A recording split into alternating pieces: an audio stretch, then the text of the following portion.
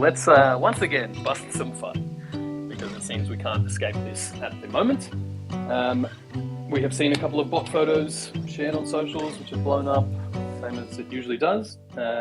Obviously this isn't the first time we've dealt with this, and anyone who has been around since the start of the year would know that we've implemented quite a number of measures to try and combat these kind of things, whether it's blind boxes or random additions or even adding the countdown timer. I mean, that in itself was a development that we added at one point. So we're always working to work against these kind of nefarious actors. But Dan, you are the man with the data and the actual information, not the speculation. So do you want to comment on this week's fund? Oh, right. I'm actually getting my data off Twitter. Is that not the right place? That's where I get mine. But yeah, I guess I wanted to kick off this part of the conversation just with a bit more of a holistic viewpoint, which is that obviously things can go crazy viral on Twitter, and the other example that I'd like to give is with the whole DC thing a couple of weeks ago, where there was a mistake in the DC department. Obviously, VeVe was the first one to drop DC NFTs well over a year ago. But that whole thing, that one little thing caused massive amounts of FUD, even though it was completely untrue. And it really is very much the same with the bots. And like I've been very transparent on all the AMAs, and as you touched on, Reese, that in any industry like this, whether it's sneakers or movie tickets or anything that's of a low number additions, that has high value to people, people with bots are going to try, and that's we're never going to get away from. However, even though there has been a couple of videos out there, that by all means does not indicate that all of the drops are completely overtaken by bots. It is still sitting in that extremely low percentile that I've mentioned previously. So from our side, there really hasn't been too much change in terms of the botters. Our systems automatically detect 99% of bots and shut them down.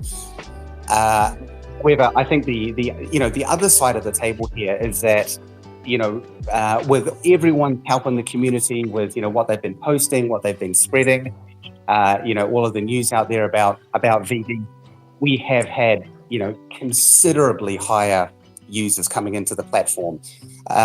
So even like we've touched on previously, even going back, even in August, when we first started dropping comments, it was feasible that you could get sort of 2 or 3 coming in.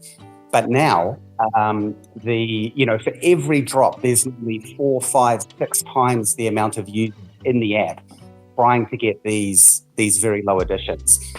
Even this morning on Edo, and congratulations to everyone who got it, because there was literally more than 55,000 people waiting in the app for 1,900 additions. So where it might seem like there's bots, and I've always been transparent. I'm not saying that there aren't bots. I'm saying that there is a very, very low number, like 1%. But there is just, unfortunately, or fortunately, depending on what side of the fence you're on, there are just so many users now who are trying to get the assets. And that's why, this perception of bots, because everything sells out so instantly. But I just want to reassure the community again that, this is we have people in the company dedicated and devoted to, making sure these bots stay out of the system. And it will probably never get there 100%, but we're always sitting around the 99% mark, which I think is perfectly fine from my point of view. Yeah. And just to reiterate, it's not like we've just put measures in and then we stopped and we thought, yeah, job well done. We're always looking to implement better systems to really cut down on these things. And as you just mentioned, everyone in the community helping to share this content and share these kind of things with us. If anyone hasn't seen it, Taps Trade YouTube channel just put a bit of a video together, really just explaining the other side of it as well, and where this exists in, like you said, Dan, with sneakers or other kind of drops, and how people try to take advantage. And by the same token, the way this industry runs, a lot of people stand to benefit by scaring you out of your collectibles, or by perpetuating this story. So it's always good just to be aware of other people's motives when sharing this content as well, and what that can actually do to your collection if you choose to exacerbate that situation. So good to have that there. Another thing, and look, I guess some people have picked up on this, like, as much as we've tried to build this app to be as compatible on as many devices as possible, like, if your phone is 10 years old and a bit of a potato, it's probably going to be slower. I think that's a fair assumption. So not that we're suggesting people upgrade their hardware, but it is something to be aware of depending on what devices you're using as well. Yeah, and I think just to add to that, like I was saying before, it is becoming more of a competitive environment now. And that's why, and to be honest, I love the photos, people lying right next to the router, everything. So yeah, I mean, really, that is what it comes down to, that you're in a more competitive environment to get these assets, at least on the primary market. Yeah, absolutely. Now, one of the measures that we implemented in the last week or so seemed to have catched some people in the net. There's been a bit of a Wi-Fi issue and some market restrictions. Do you want to just explain that a little bit, give people some info on that front? Yes, and so apologies to anyone who has been caught up with the market restrictions. I think we tweeted out quite a few times that if you are an affected user, then you can go through the support channel, and we have asked support to prioritize those tickets as they come through. But again, one thing I just wanted to touch on is that while this may seem like a widespread problem, because of all of the exposure you see on Twitter, it really is, only in the low hundreds of users that have been affected. But like I say, I do apologize to anyone who has been affected by that, and please reach out to support if you haven't already, and we will prioritize your account or your issue ASAP, because we hate it when collectors can't get what they want to collect. Yeah, absolutely. Yeah, it's not like we're sitting here just the evil masters of the game here. We're trying. Well, I don't know. Apparently we are, Rick. Yeah, I know. Some of the comments I get, but we are trying to make this as fair and fun for everybody as we can. So we do ask that people are patient when these things happen, and maybe just take a step back sometimes.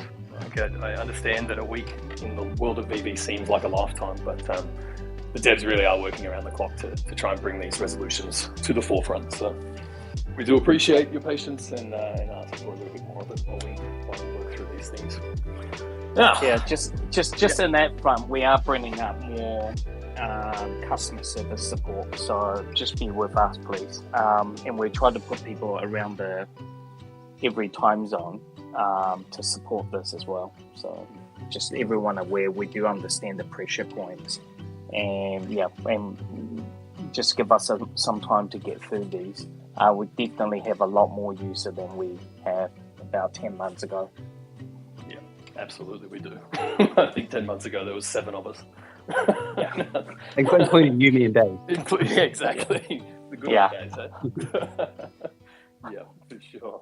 All right, I might just take a moment to set the room now that we've covered that, and then we'll dive into more updates. So, big thank you for everyone for joining us today, and a big welcome. We will continue to run through the main points and conversation points in the community, after which we will open the floor. We do have some pre-submitted questions on VeVe Twitter that we've taken, and we will open it to other questions as well. And it seems like we have most of the team today. Trevor's here, Alex is here, David and Dan are here. So if anyone has any questions that are more specific to one of us, feel free to ask those whenever we get there. But without further ado, we might jump into some of these updates. People would love to know the status of the Immutable migration, interoperability, and how we are looking. Yep, absolutely. So let me give you an update on that. So we were through the first phase, which was the registering all of the user accounts, and the second phase, as we published in the article that Reese put out, was minting the NFTs. We did hit a couple of roadblocks on that, which was it actually turned out in the end that that all of the reminting was going to take 5 to 6 days. At which point would have mean we would have had to take the market offline for that amount of time. So that was not something that was really acceptable. So our team had been working with the Immutable guys to work on optimizations on that, and they are almost at a finish. In fact, I would imagine by the end of this week, they will all be done. And they've done a great job basically getting that down from 5 or 6 days to 3 hours. So when that reminting happens, obviously as per normal, we'll put some information out there just to let you know that the market will be offline for maybe 3 or 4 hours while we go through that minting process.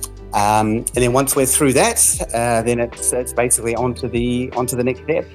But this is the wonderful world of development where everything goes right. Yeah, I was about to say, on that 3 to 4 hours, I'm just going to go ahead now and say it may take longer than that.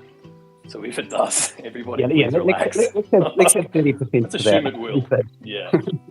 I think if we set that expectation, it will be a little bit easier to manage that. Okay, that's great news. And we whenever we do, just so the audience knows, whenever we do need to take the core features of the app offline like that, we generally try to do it where there's the lowest amount of traffic to lessen the impact on everyone.